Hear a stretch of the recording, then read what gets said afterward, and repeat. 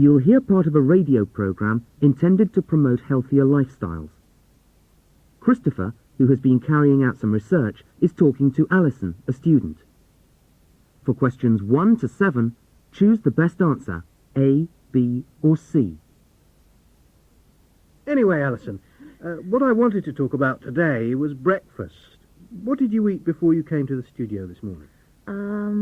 Well, Chris, to be honest, nothing, actually.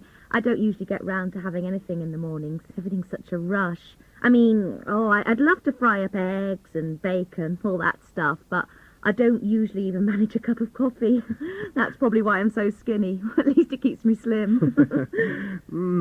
So you don't eat breakfast. Well, I can't say it comes as any great surprise. In fact, you're pretty typical of students in general, so you needn't look so guilty. Oh, good, but it was the wrong answer. I know that. Well, yes. Let me tell you about the tests I've been carrying out at my old university where I originally studied medicine. In the first lot of tests, we got every student in the first year to take part and keep a record of what, if anything, they had for breakfast each day. Then we carried out research into how they performed during their morning classes and related this to what they had or hadn't had for breakfast. We didn't want them to do anything different from their usual routine, so, if they usually rushed out with no breakfast at all or only had a cup of coffee, that was fine. They didn't have to do anything special beyond keeping notes. Oh, it sounds interesting. What did you find out? Well, it was quite striking, really, the way the ones who'd had breakfast, especially if they'd had coffee with it, the way they were much faster at responding, and they were a lot more logical in how they thought about their answers and their approach to problems. When we looked at their performance in little psychological tests, they seemed to have better memory functions, too. The ones who hadn't had breakfast were slower all round. The effects of eating breakfast seemed to last at least 2 hours as well.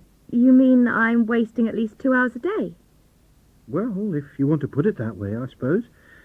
You're certainly likely to be less productive than someone who has had breakfast, and you're probably not as happy either.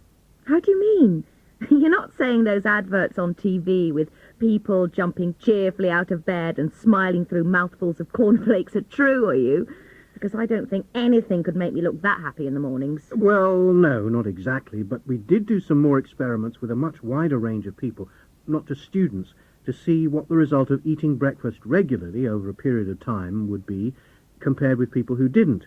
And we found that people who had breakfast every morning, whatever they actually ate, tended to be more positive than those who didn't.